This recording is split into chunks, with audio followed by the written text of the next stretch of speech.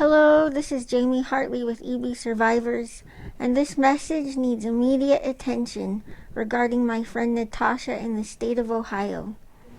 My name's Michelle Starkey, and I have a daughter, Natasha Starkey, who's 16 and has a rare genetic skin disorder called recessive dystrophic epidermolysis bullosa, and she's had it since birth. EB is a tragedy, basically.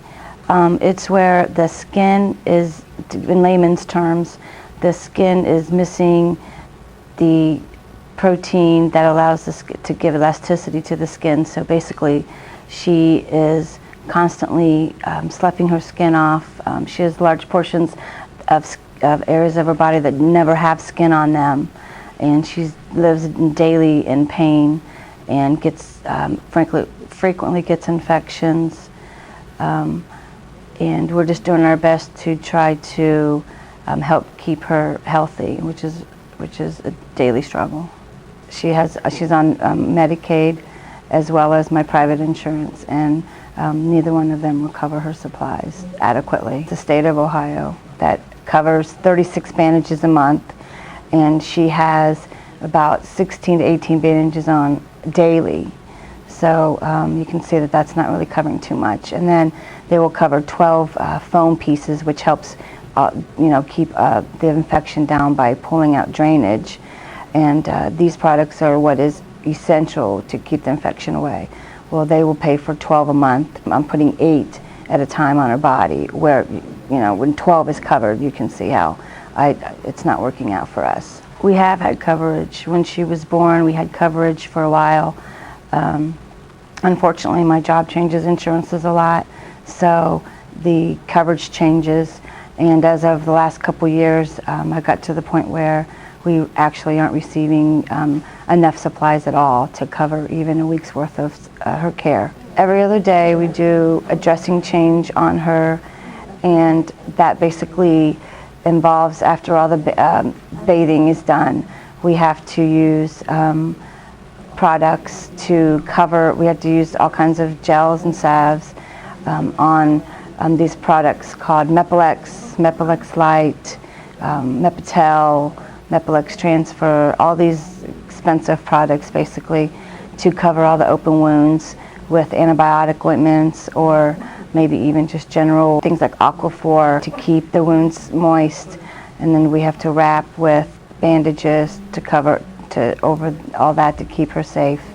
And basically it takes me about 4 to 5 hours every other day to give her wound care adequately.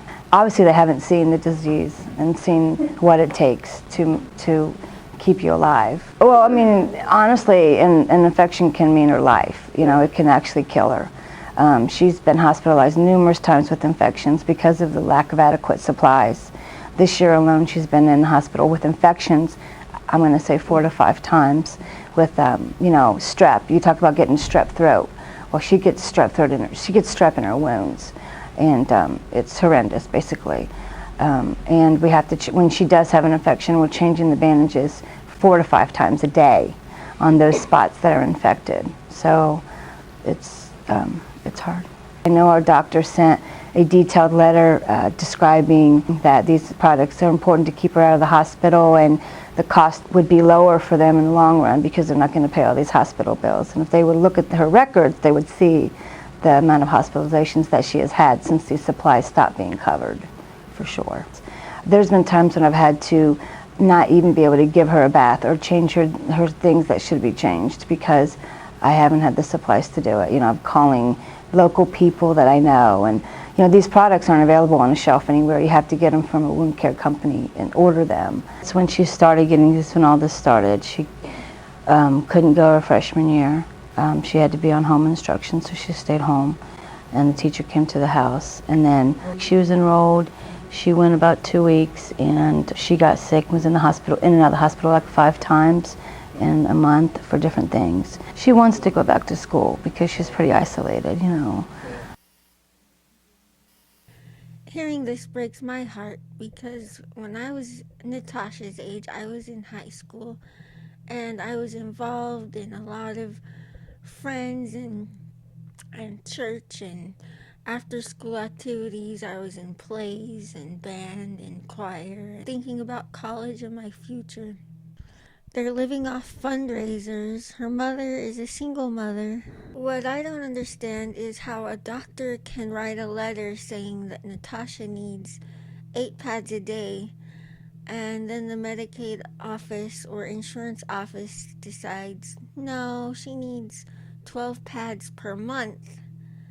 How is that legal for them to be making these vital, life-threatening decisions on her behalf without even having seen her as a patient?